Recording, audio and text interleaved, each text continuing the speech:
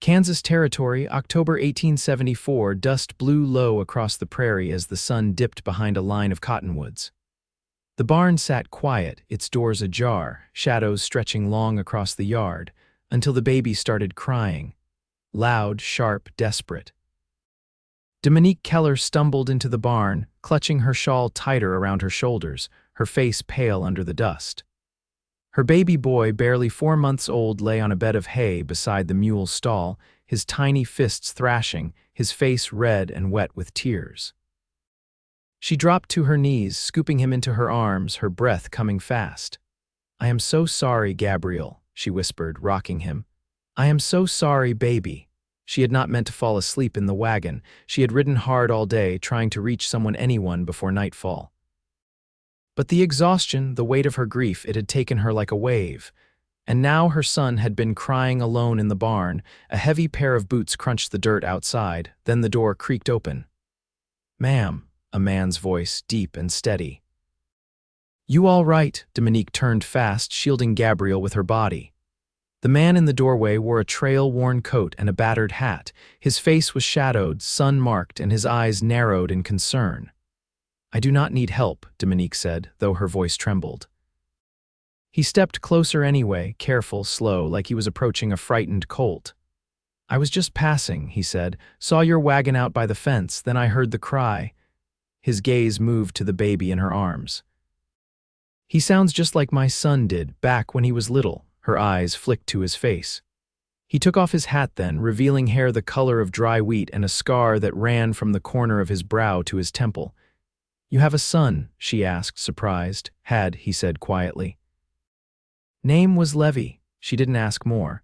She could see the loss in his face, the way his jaw tightened, the way his voice softened. Her shoulders eased a little. Gabriel's cries had quieted now, replaced by small hiccups and the occasional whimper. The stranger crouched beside her. "May I?" She hesitated, then nodded. He reached out, brushing the back of his knuckles along Gabriel's cheek. The baby looked up, blinking, then sighed. Dominique watched the man's expression shift, something open, something broken, something healing. "Name's Fletcher Enders," he said. "I was riding fence for a ranch a few miles north. You headed anywhere?" She shook her head. "No, not anymore." He waited. "My husband died last winter, fever. We had land in Colorado Springs, but the banker took it when I could not pay the note. I came here hoping for work." "But no one is hiring a woman with a baby." Fletcher sat back on his heels. "You got family?" "No," she said, then added quietly, "Not anymore." It was dark now, the barn lit only by the pale moonlight through the slats. Fletcher stood, then offered her his hand. "I do not know you," she said, gripping Gabriel tighter. "That is fair," he replied. "But I got a roof and stew on the fire and a room I ain't used in 2 years. You and that little one can rest there tonight. You can leave at first light if you want." She looked up at him. There was no pity in his face, only kindness. And maybe something else, something tender and quiet. Dominique stood slowly, Gabriel in her arms. "I will come," she said, "just for the night." The ride to his cabin was short. He had tethered his horse near the edge of her wagon, and Dominique rode in front of him, Gabriel wrapped snug between them. She could feel Fletcher's arm steady around her waist, the strength in him, the heat of him. The cabin sat nestled against a low hill, lights flickering through the windows. Inside, it was warm, simple, but clean. A pot simmered on the stove, and the scent of stew filled the room. He motioned to the cot near the hearth. "You can lay him there. I will fix you something." She watched as he ladled stew into a tin bowl, setting it gently on the table. He poured water into a cup, then sat across from her as she ate, Gabriel tucked in blankets nearby. "You said your son's name was Levy," she said softly. "What happened to him?" Fletcher's eyes stayed on the fire.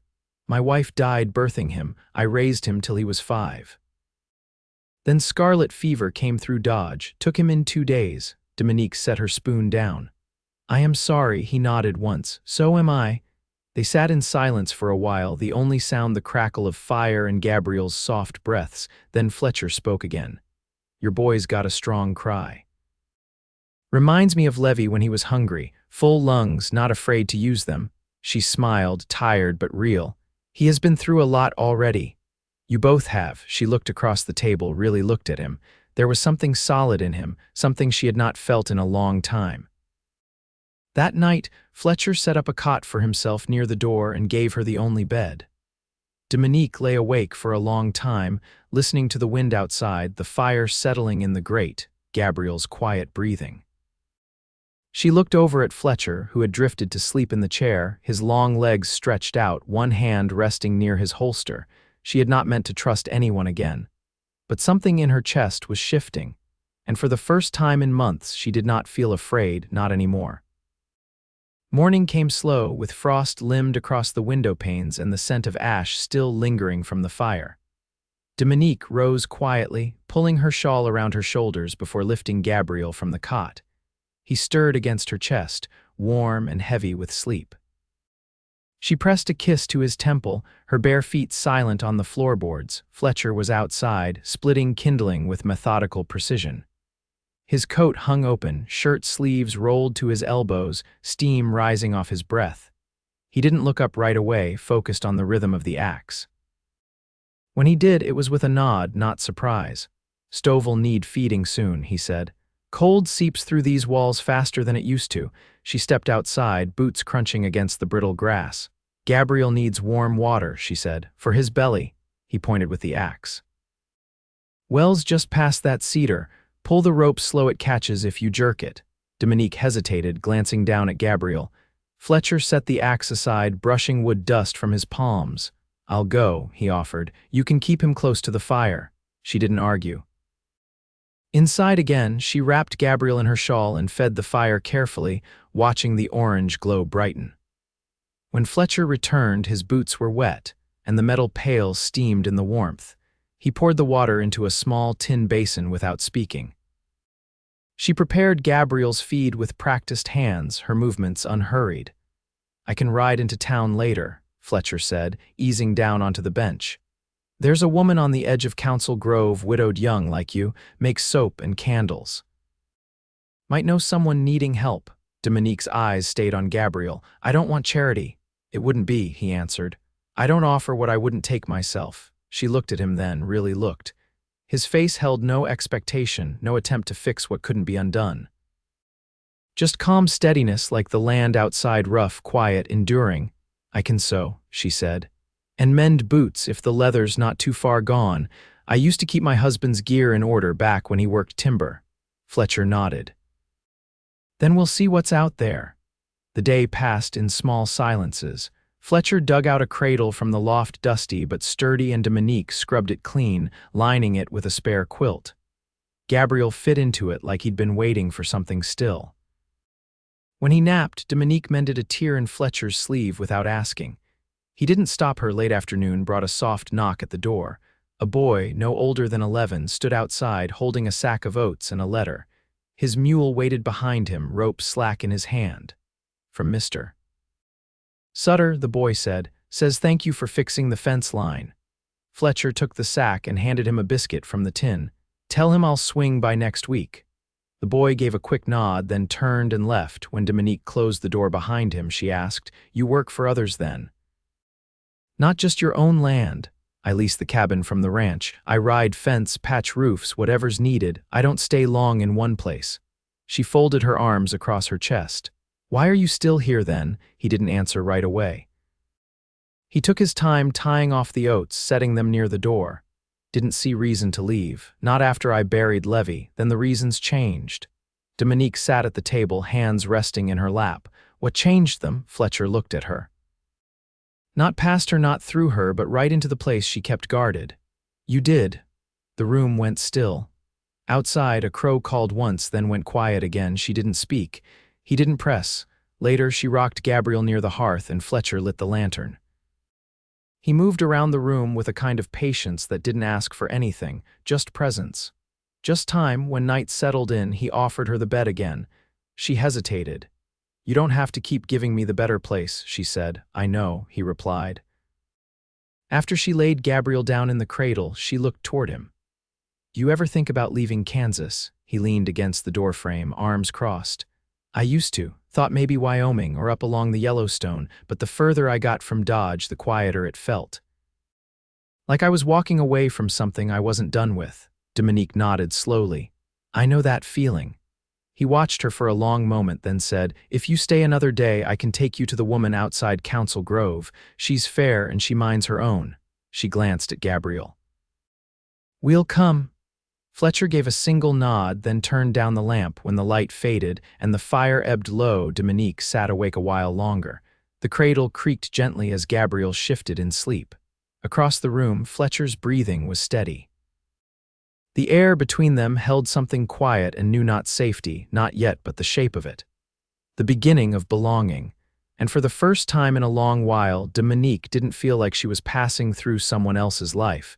She felt like she might be starting her own. The wagon creaked beneath its patchwork weight as they rolled through the edge of Council Grove, hooves soft in the mud from last night's rain.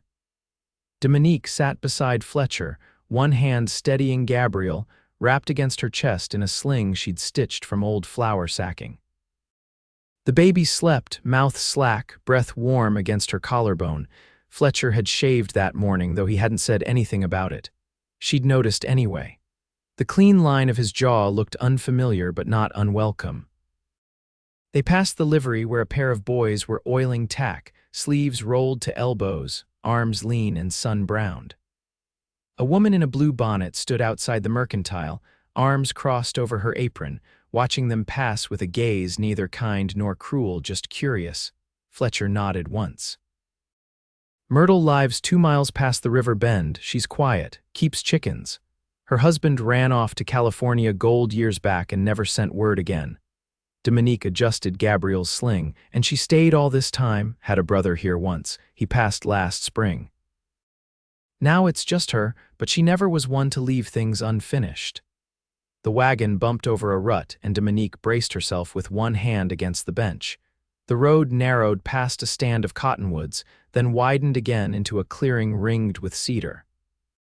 A narrow cabin rested near the tree line, smoke curling from the chimney, several hens pecking near the porch. Fletcher pulled the wagon to a stop and tied the reins to a fence post. I'll introduce you. After that, if you want to speak to her alone, I'll wait outside. She didn't answer, just slid down from the seat, her boots landing in the damp earth. Gabriel stirred but didn't wake. Myrtle answered the door with a wary glance that softened when she saw the baby. She was taller than Dominique, her eyes pale, her dress neat but plain. Fletcher offered a quiet greeting, and then Myrtle's gaze drifted to Dominique. I sew, mend, and can keep a clean kitchen, Dominique said before she was asked. I don't need charity. Just a fair trade. Myrtle studied her for a moment. Can you card wool? I can. Come inside then. Let's talk. Fletcher stepped back without a word, tipping his hat once before turning toward the fence. Dominique followed Myrtle through the narrow doorway. The cabin was neat and bright, with beeswax candles burning low along the sill and a spindle resting beside the hearth. I don't take boarders, Myrtle said, pouring hot water into a basin, but I need help before the freeze sets in. I have fleeces from last spring still unwashed, and my fingers aren't what they were.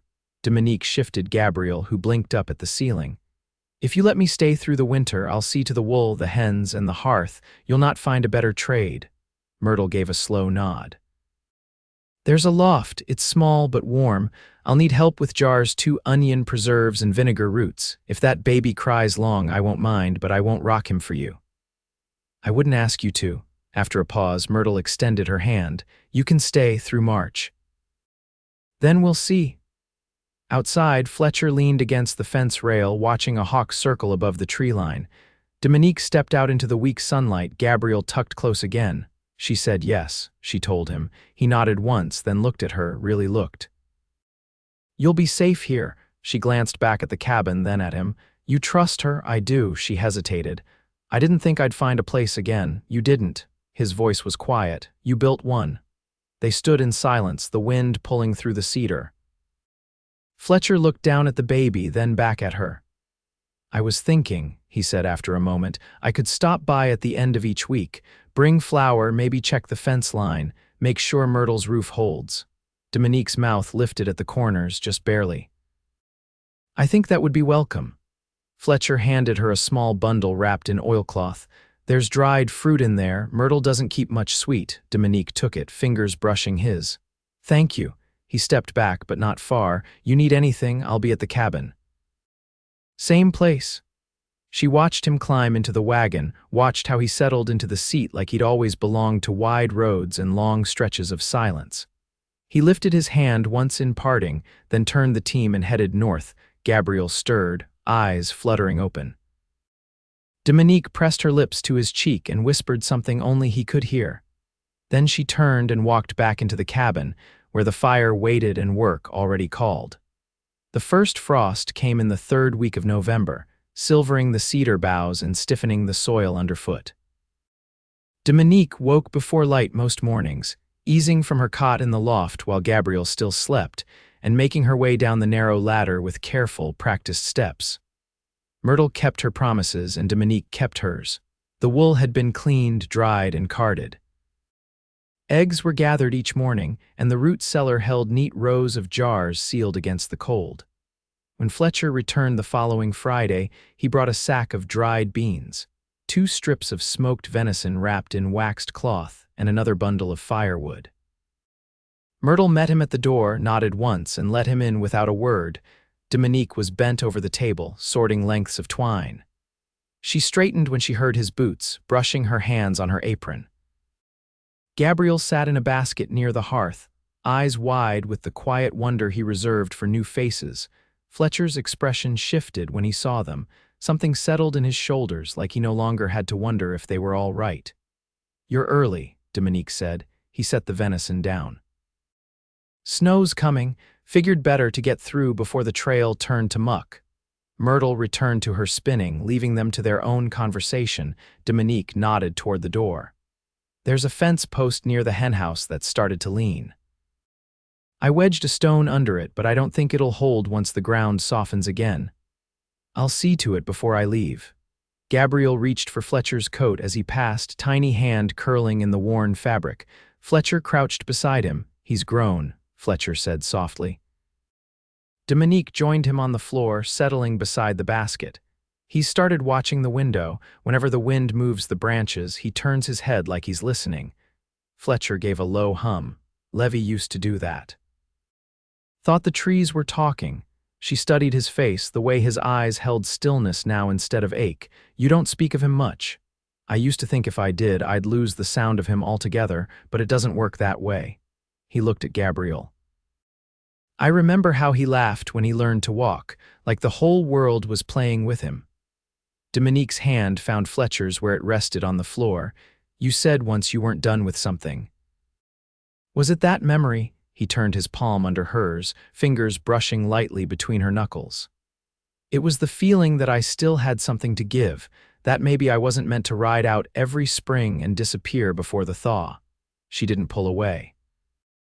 Later, Fletcher repaired the fence post, digging into the frozen earth with the narrow shovel Myrtle kept by the shed.